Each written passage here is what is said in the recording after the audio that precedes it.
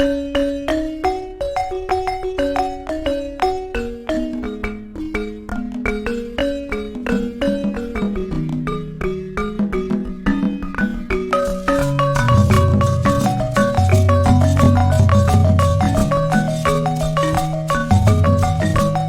Rachel, what should we have for breakfast this morning? Toast, cereal, oatmeal, bagel? I like the bagel.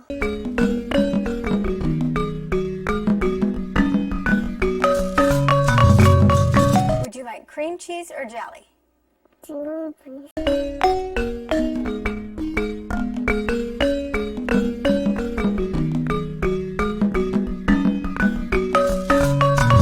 Hun, red cup or blue cup?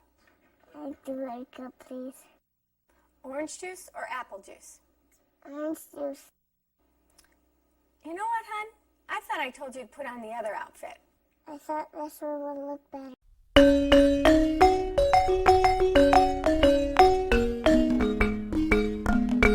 Rachel, I need you to hurry up and eat your breakfast because I thought we'd go to the library today. No, Mom, I won't go to the park. The park?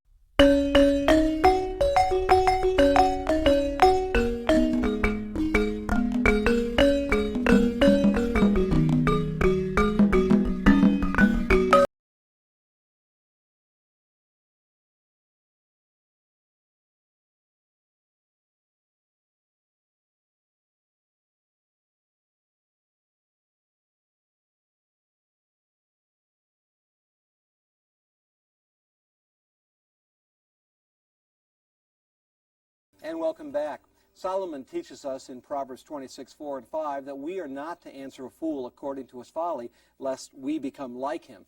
If we do answer a fool according to his folly, he will become wise in his own eyes.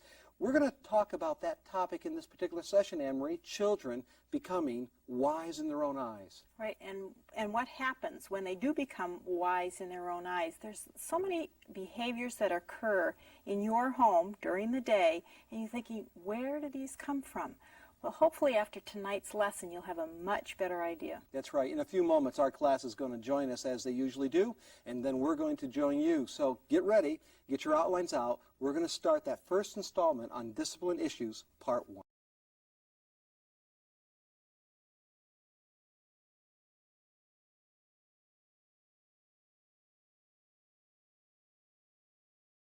Well, good evening, class. So who is in charge of bringing desserts tonight? Thank you. Thank you. I hope it was chocolate. Let's talk about what we're going to do in this session. We're going to begin the process of wrapping up some of those more common behaviors associated with early parenting. Those behaviors including whining and temper tantrums and tattling and sibling rivalry and power struggles and other unpleasant, morally wrong actions of our children. Please understand, first of all, that all children have the propensity to do all the things that I just listed. And they're willing to engage in these behaviors, and they will attempt these behaviors if they believe that it will be useful and if they believe it's going to advance their goals. So parents, be aware of that fact. Be aware that you as a mom and dad, you encourage many of these behaviors, and you can equally discourage many of these behaviors. Do not be too quick to dismiss the behavior as a phase or an attitude, or please don't say it because he's just all boy or she's all girl.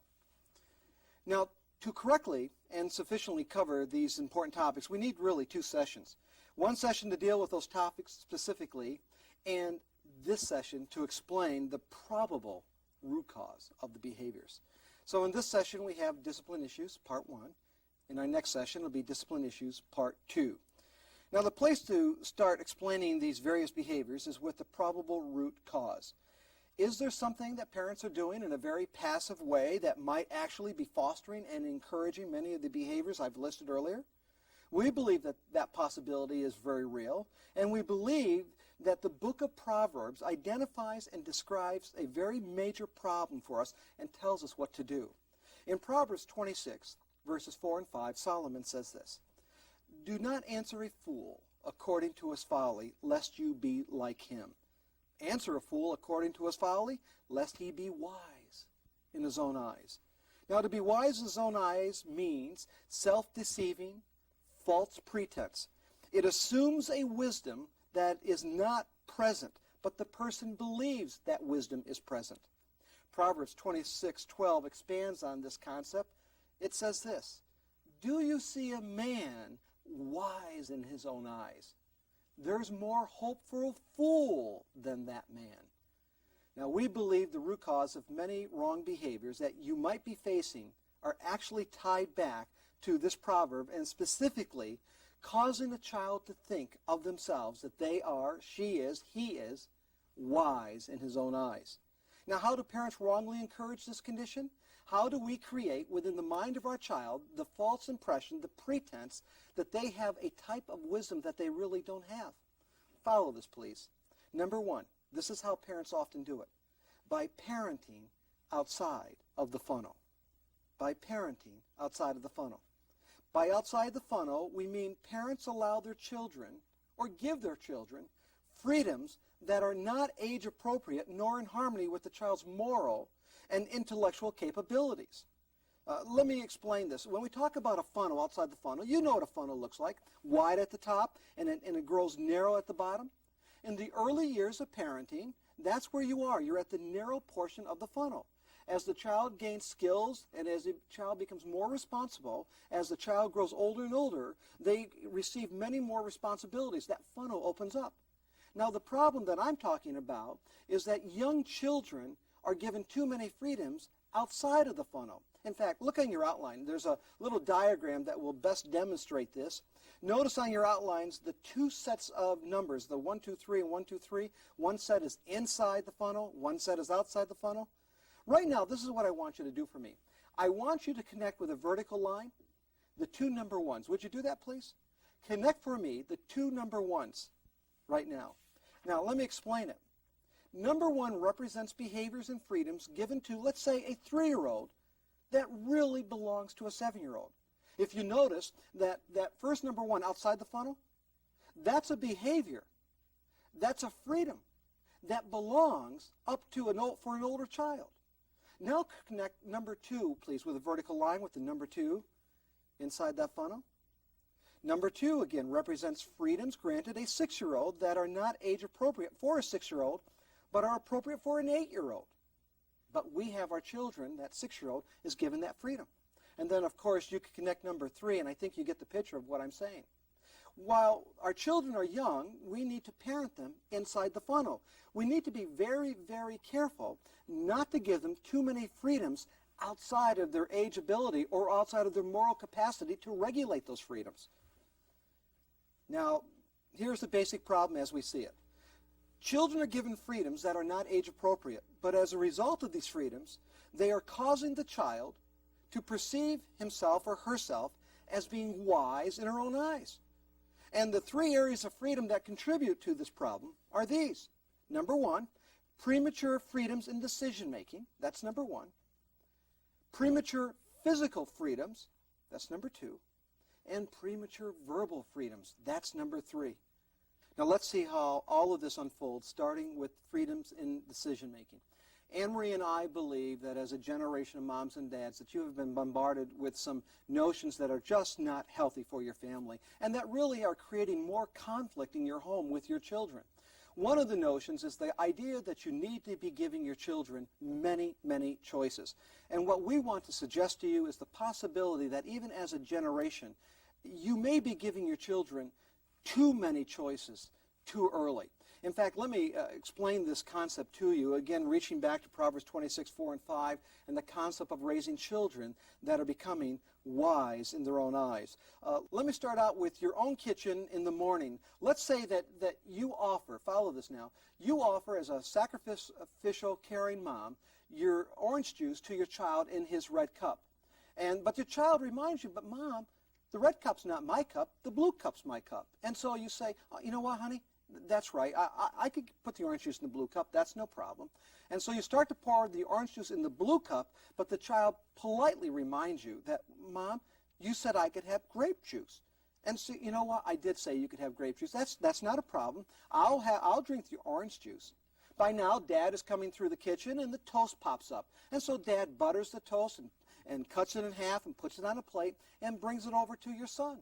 Your son says, Mom, Dad, I was going to have jam on my toast this morning. And so, Mom, you know what? That's not a big deal. I was going to have toast. I'll eat the toast with butter. We can make you some more toast. So you get through the breakfast, okay, now it's reading time. And so you bring your child over to the couch and said, Mommy's going to read you a story. You sit right here and Mom's going to read a story. Child says, Mom, I want to sit over here next to the pillows. Okay, honey, that'll be fine. Now, what book should we read? Well, let's see. Let's read this book right here. We haven't read this book in a long time. Mom, I want to read this book. Well, honey, we read that book yesterday, but it's my favorite. Okay, if it's your favorite, we could read that story again. So far, everything's going fine. But then you get to, let's say, lunchtime. The child has all of his little soldiers out and his army men and his trucks, and you come up to your son and say, son, in a few minutes I'm going to have you pick up because we're going to have lunch, and then after lunch you're going to take a nap because after the nap we've got to go pick up Daddy early from work. Child says, Mom, I'm not going to take a nap today. No, you are going to take a nap today.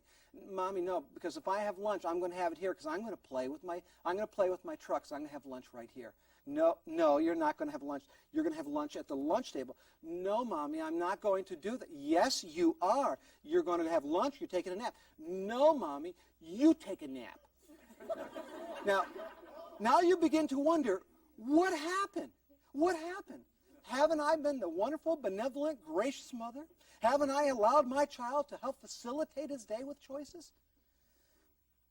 Follow me on this. Answer me as a class, would you please? Who decided that it was going to be the blue cup and not the red cup? Well, who decided that it was going to be grape juice and not orange juice?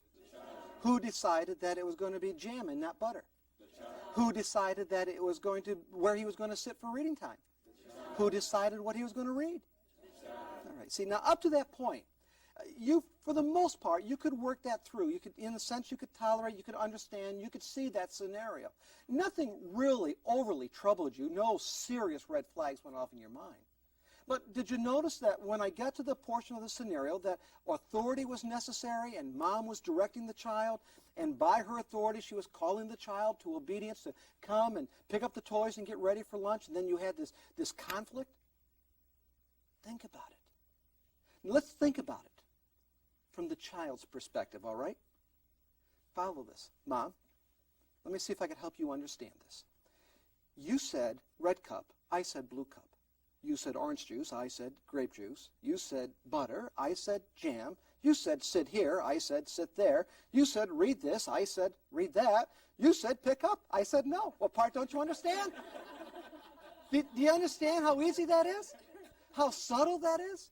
In the mind of the child who's not ready to handle all this freedom in decision making, all of a sudden that child is becoming wise in their own eyes.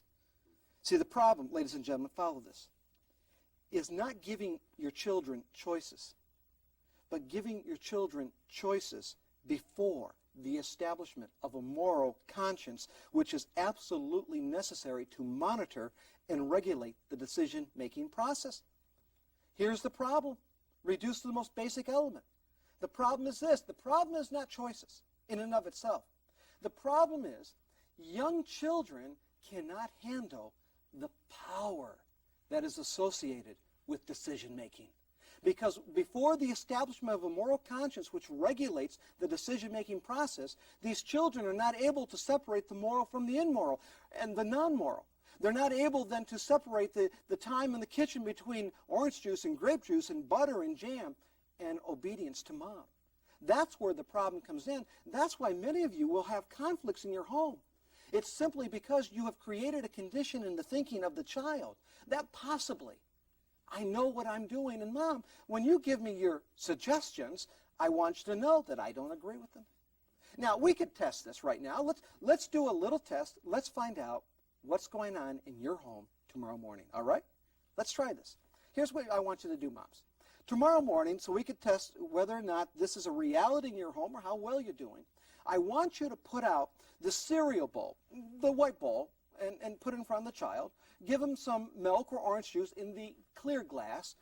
Give him some toast, cut it in a triangle, put it on a plate, put it next to them, and then I want you to call your child to the breakfast table, okay? If your child comes to the table and says something like this, behold, What is this? Let me receive it with thanksgiving. It is food prepared by my blessed mother. Praise God. If your child comes to the table and says something like that, you don't have any problems, right? Right? But if your child comes to the breakfast table and says, what's this? I didn't order this. Well, honey, we were in the parenting class last night, and Mr. Ezzo suggested this. Who's Mr. Ezzo? That he should come into our house now. I don't want this. No, honey, no, you have to eat it. No, I'm not going to eat it. If your child falls on the floor, if those little legs kick, if he begins to foam at the mouth, ladies and gentlemen, you have a very serious problem. You know what it is? This is a sure sign. Your child is addicted to choice. Your child is addicted to choice. Your child cannot live without a choice. Do you know what the ramifications of this societal disease will be in 20 years? Do you realize what's going to happen? A whole generation of children who cannot cope because they have no choice. There's going to come a day when the child's going to say, I don't want this one anymore. I think I want that one. Because we have children who are not able to cope with life without being part of a decision-making process, who are not able to cope with life simply because they didn't have a choice. Moms, dads, do you have a child like that? Easy enough to test, you know, what you can do. The question that logically follows, of course, is, well, how do we know if we're giving our children too many choices, or when to give our children choices? Here's a good formula for it. If your child can handle not having a choice, that is when your child is ready for choices. That's how you know your child will be ready for choices. When you call them to the breakfast table, or when dinner, whatever it may be, and said, honey, this is what we're having, and they push up to the table, and they say their little prayers, and they go for it, you know what? You probably got a child that is morally ready to start handling choices.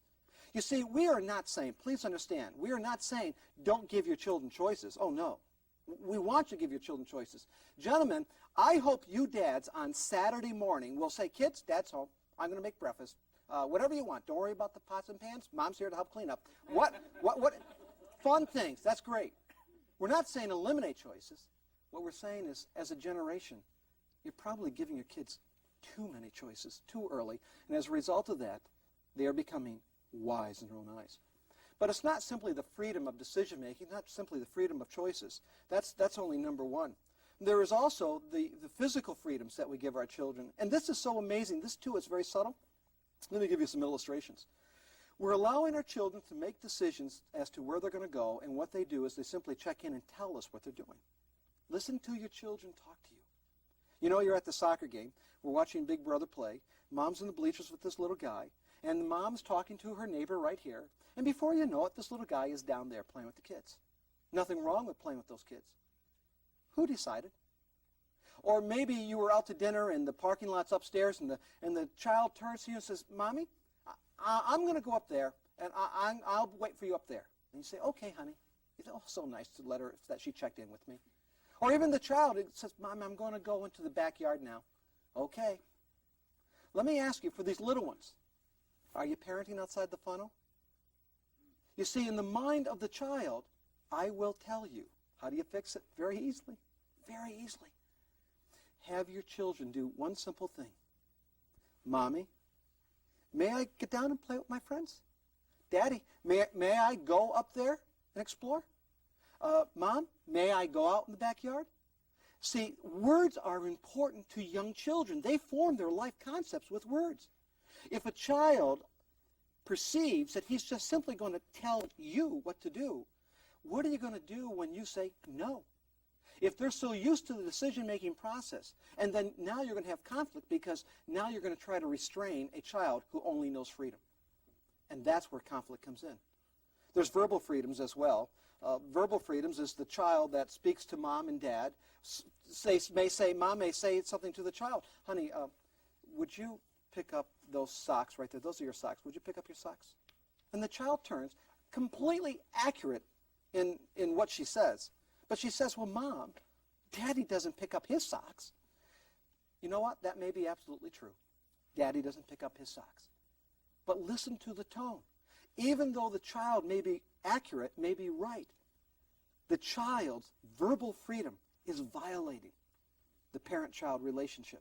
The child, through that verbal freedom, is elevating the child up to a status equal with Mom, making this decision, and in the mind of that innocent child, they're becoming wise in their own eyes. There are other ways that this is going to happen.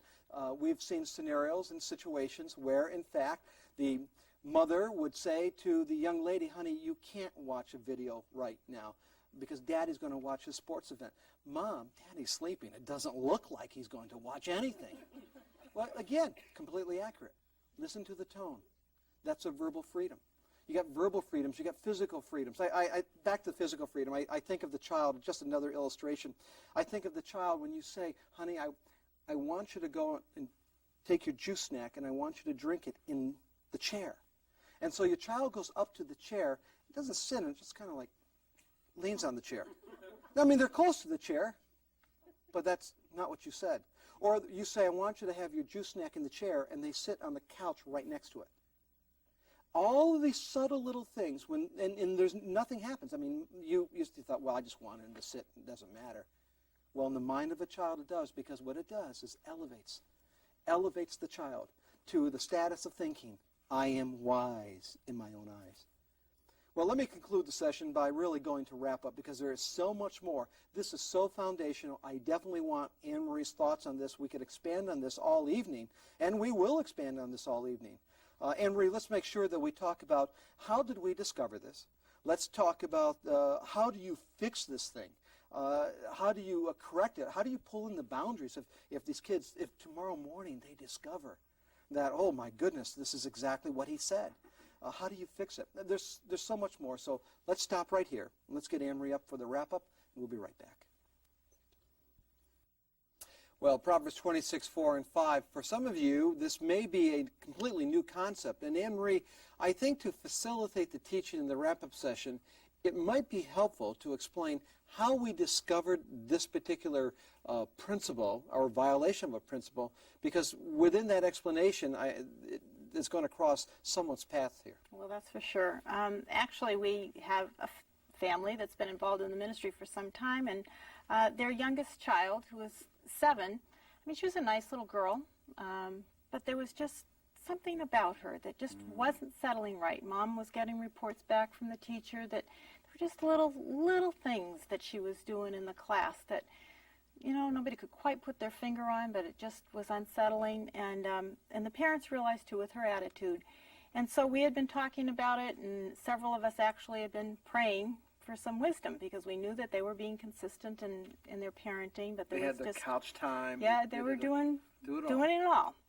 And as the Lord would have it, this young lady happened to spend the day over at a mutual friend's house. And it was a warm day. The kids had been outside playing, and she had perspired quite a bit, so she came in and decided that she would borrow a T-shirt from the young lady that was about her age at that home, and so she changed. And her hair was all sweaty, so she went into the bathroom and washed her hair. And then she went into the kitchen, and the mom of the house was there, and she said, oh, she said, I just borrowed your daughter's shirt. I put my sweaty one on the bed, and I thought I'd wash my hair, too. And she says, and I'm thirsty, so I'm going to get a drink of water. And all of a sudden, the mom realized, what is it making me feel so uncomfortable about all of this? This child was taking too many freedoms, never had asked the lady of the house if she could do any of these things. She just had the ability to do it, so she did it. So, the mom came to pick up the daughter, and the other mom said, there are a few things that I noticed. I think, there were some freedoms that she took. Does she do this at home? And the mom began to think about a few of the issues, and she said yes. And they proceeded the next day to have a phone call and talk about this a little bit further. And the mother of this little 7-year-old girl said, oh, she says, after I came home, she said, I probably counted in the course of the evening 25 different things that this child did. She says, as a matter of fact, even this morning I told her, I said, I want you to wear your white socks with your dress. And she came out, and she had tights on. And so the mom said to her, I asked you to put socks on. So she goes back into her room, and she put socks on over her tights. You know, she did, but just these little things. And so having recognized that she was taking all of these freedoms and making these decisions, and she was the youngest of 4 children, so when she was younger and could do some things, it was like, she's so self-sufficient. Isn't it wonderful? Particularly if you're working with your older kids, you've got the younger ones that can do all of these things. But over the course of the time, she was becoming wise in her own eyes. And so these parents had to bring the boundaries way in. She had to ask permission because she was the little girl that would be on the bleachers, and then the next thing she knew, she was no longer sitting next to mom. All kinds of freedoms, and again, not necessarily bad things. She knew that her mom's purse was off limits, but I just got the keys out of it for you, Mom. Little benign things, but you start accumulating, and it comes out, then begins to demonstrate itself in behavior. So they had to pull the boundaries way in. Again, she had a permission to go out in the backyard. She lost her privilege of going to her Sunday school class because she was taking advantage of things in there. And it was a pretty rough couple of weeks, but little by little, her whole countenance began to change, and she began to realize, no, I am not so wise in my own eyes. See, the key issue here is not that she was doing morally wrong things. If the child did morally wrong things, you would pick that up. It was that in her little mind, since I'm able to choose, make all these decisions, I am wise in my own eyes. And that's what was getting her into trouble with her siblings, and also getting into conflict with mom and dad.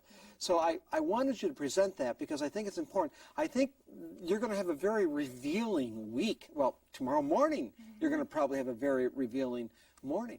As you begin to assess, again, it's not a matter of not giving your kids choices. Are you giving them too many choices, too many freedoms? Are you holding up the red dress and the blue dress and saying, honey, which one would you like? Because you really feel like, well, they have to make the choice.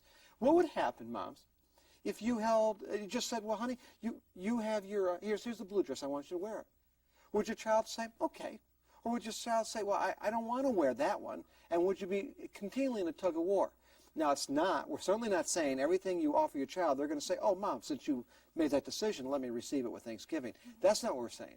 What we're saying is, are you more characterized by conflict where your child needs to have that choice? And the other thing we all have to assess, dads and moms, are we giving choices because we're afraid of conflict? Because if I don't, I just don't want to put up with it. That is not biblical parenting. We're not helping the child by trying to avoid conflict. We teach conflict resolution, not conflict avoidance.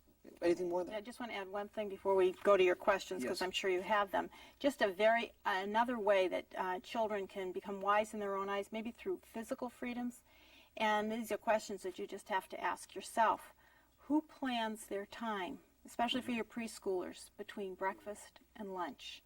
If you have no scheduled activities for them and they are planning those 3 to 4 hours that occur between breakfast and lunch, they are becoming very wise in their own eyes. Exactly. So let's go to your questions and let's try to fine-tune some of this teaching. Who would like to start us off?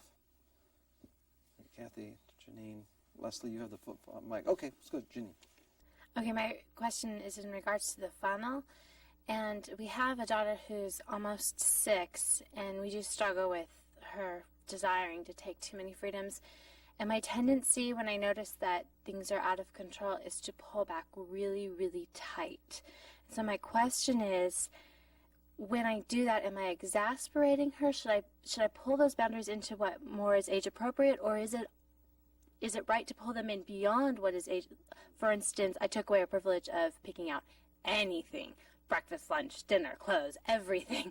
And there was a time frame on it, and then they came back one at a time. Am I exasperating her by pulling them back too far? Well, actually, the exasperation is not because you pulled her back too far, pulled the boundaries in. The exasperation is actually due to the fact that she shouldn't have been out there in the first place. Because developmentally, you always want to go from restraint to freedom. When you're parenting outside the funnel, you're going from freedom back to restraint. And yes, the child will be exasperated, but not because you're doing what is right. It's because over here she was just outside the funnel. Now, will there be times of frustration? Yes. And will it be necessary frustration? In this case, yes it is, because we need to start you over again. And you did the right thing by reintroducing these responsibilities and some of these freedoms as she demonstrates responsible behavior.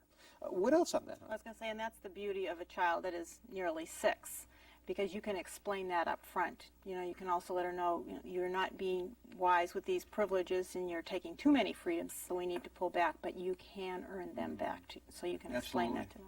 Okay. Okay. Let's go on. Yes, Gina? I have a question about picky eaters. What is your opinion on children who slowly but surely turn you into a waitress and can slyly kind of fit in things that, oh, I don't like that, and the parents that are saying, well, I was a picky eater, I think they probably, you know, can be a picky You mean eater. the grandparents? Yeah, and other friends. How does this tie into freedoms?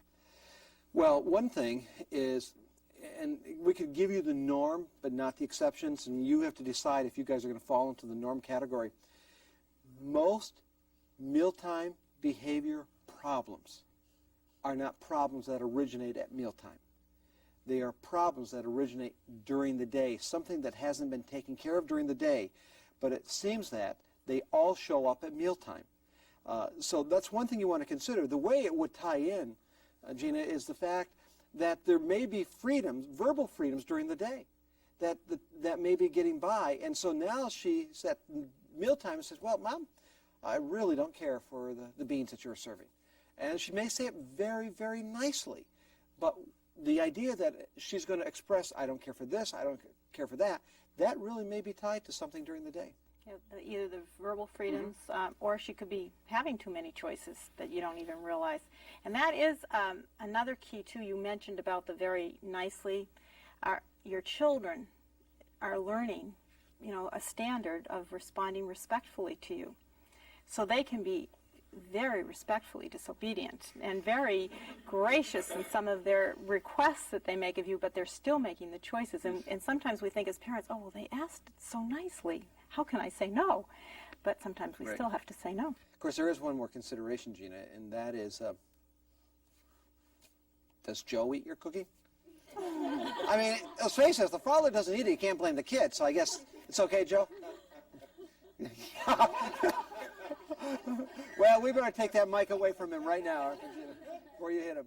Okay, let's go right over to Eleanor. Eleanor, you had a question. I'm sitting here realizing an area of freedom with my boys that I hadn't noticed before. My 3 6-year-olds come to church, and they go to school at the same place where we go to church, and they know the building, they know where the water fountain is, they know where the bathrooms are, they know where everything is. And so they'll turn to me and say, Mom, I'm going to go get a drink of water. And 15 minutes later, they're still not sitting next to me. And I haven't called them on it because I'm listening to the sermon, I'm focusing. So I'm realizing that there are some freedoms that they're asking for in a nice way. How do I limit the ones that sneak up on you? Well, you know, first of all, it does sneak up on you. It can be very subtle, Eleanor. And the way you guys have to deal with this is, first of all, get, Mom, may I go get a drink? That is so key. That may I is a signal in their own thinking that I'm submitting to someone in authority over me, in a love relationship over me, and that's Mom and Dad. So if they just tell you, see, that's the subtlety of it. And they'll do it very nicely, as Anne-Marie just said. Mom, I'm gonna go get a drink right now. Don't bother yourself. You stay right there. I'll be back before the last song. Yeah, and then that's what we mean by, as you said, it sneaks up on you. Get the may I. Then, Eleanor, you guys have to work on time limitation. You know what?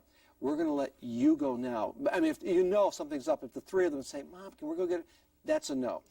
You go, and when you come back, and you need to be back in just a few minutes, and then remind them, because this is a privilege to be able to leave and go get a drink right now. Actually, if you didn't need a drink, you probably, you're probably going to make it by noontime without water, so it'll be okay.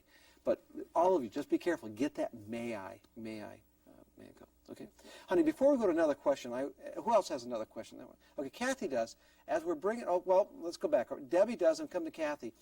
before we take Debbie's, we want to share something that we mentioned up in the core of the message, and that is this concept of teaching your children about freedoms and coming to you, using the communication tool in the phrase, and moms, write this down, the phrase, do you have the freedom to do that?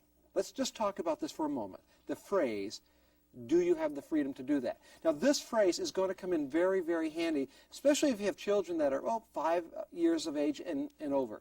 Let me set the scenario up for you very quickly. Your child's playing in their room, all right? And they decide now that I'm going to go out and I'm going to play in the backyard. But they know they're going to have to get by mom. And so they leave their room and they start heading out, and mom stops the child and says, "Now, where are you going, young man?" The son says, "Well, Mom, I'm going to go out back, but that's okay." And then you realize he's been playing in his room. And so you begin the process of asking the questions. Did you pick up your puzzle? Uh-huh. Did you pick up all of your crayons? You were playing with your crayons earlier. Uh-huh. Did you put all of your games away? Uh-huh. Now you know there's something he didn't do. He was in there a long time. And you're trying to figure out, did you put your goldfish away that you're playing? Uh-huh. And you are left trying to figure out, what didn't you do? I know there's something you didn't do. There's a much better way to do that. Instead of you trying to figure out, put the burden of responsibility on the child and say to the child, "Honey, before going out, let me ask you, do you have the freedom to go outside?" Meaning, is there something that you need to do? This way, with that phrase, you are actually putting the responsibility on the child, so that when they're in the room and they decide that they want to go outside and play, or he wants to go outside and play, he knows that the first thing that mom, the door police, is going to ask is this question: do you have the freedom to go outside? That means he is going to be right there thinking, okay, I'm playing with my puzzle. In order to say yes to mom, I've got to put my puzzle away. What ends up happening is, as you use that phrase, do you have the freedom to go outside, or do you have the freedom to watch television? Do you have the freedom right now to leave the desk? That is saying to the child, I need to become responsible and take care of these matters, so that, and here's the thing, they really do want to get to the door and say, yes, I do. There is something inside the child that drives the child that he really does. He will take responsibility. And as they grow up, they take responsibility in this way, just with that little phrase, do you have the freedom to do that? They keep repeating that to themselves. And that, I think, spurs them on to become more responsible, being good stewards of everything that they have. Some thoughts from you, honey? Well, just starting even for younger children, because usually it starts out more on a negative, not that you are being negative, but a young child might ask to be able to do something that the older sibling is doing, and you might start out with, no, you don't have the freedom to do that yet. So as they mature, you're going to turn that around. So the whole concept of that understanding of freedom in a proper way, not that they are taking freedoms, but they are gradually growing and maturing and being able to. So that is one sense of freedom that you want to start working on, and asking the question, do you have the freedom to do that? You're going to find that to be a great little tool. Okay, let's go to Debbie. My question piggybacks off of Eleanor's. We have a 2-year-old son who has limited language skills and does not have the vocabulary to say, may I do this or that. He just says, Matthew want juice, Matthew want to go outside, Matthew want puzzle.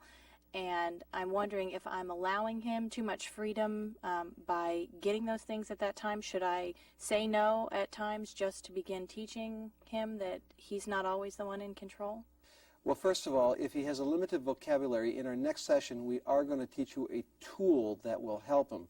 And I'm going to wait till our next session, but it's going to deal with how to help a child who has the cognitive ability to communicate but does not yet have the verbal skill. There is going to be something that you need to do. At least a type of please has to come to you, because the please is at least a signal that he understands that you're not here for his demands, and that he's going to be yielding. And he yields in our society. That's what we do. We yield to and prefer through the word please. So we're going to talk in our next session about that. But Anne-Marie, in a general sense? Right, in a general sense, there are going to be times, even with the please, that we are going to say no. And it's not just to say no to the child, but especially in these developmental stages, so that they realize they are not making all of the final decisions. And I'd just like to just mention something briefly about this whole aspect of yielding and why it is so important, especially in these young ages, because obviously we want our children to reach a point where they're going to yield to the Lord, and if they don't learn to yield to us as their authority and as their parents, they're going to have a very difficult time in yielding. Okay. Let's take one more question for this session, and it's going to be way over here to Kathy. So, Kathy. This is a wonderful lesson, and I realize we have way too many freedoms for those younger children in our household. There's two questions I have, and one deals with the verbal freedom for a 5-year-old. Recently we had her tested for kindergarten readiness, and she is her personality is very vibrant and very expressive. How does this play? There are times during this test that we thought, hey, that's a verbal freedom.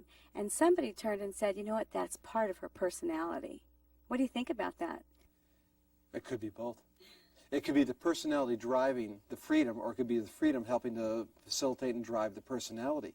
The issue is going to be not so much her personality, but the moral quality that is in her personality, and what mom and dad will do to help her gain the little bit of self-control or the lot of self-control that this child is going to need in this area, especially if you just have a bubbly talker. And sometimes you could have a talker that does not violate morally someone else through verbal freedoms. So it's not simply an issue that she's a talker. It's the fact that she speaks out wrongly. So when the teacher says in the testing, we're going to go ahead and we're going to now pick up our pens and write, and if she says, no, it's not a pen, it's a pencil, that's the verbal freedom. Now if she raises her hand and said, did you mean to say pencil or pen? No, that's not a verbal freedom. So it's how the child actually says it and how they refine morally that presentation of their words. And it's something to be aware of. You know Yes. that this is, we all of our good qualities also have weaknesses. And so at 5, you see this, and so you're going to monitor. Kathy, did you have a second question? No, thank you. You answered it. Okay, great. Thank you. Well, let's close it down right now, honey.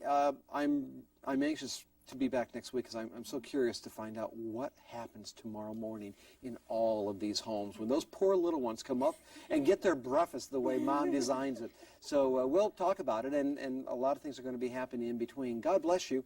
Let's have some fellowship, and we'll get back together for some teaching in our next session.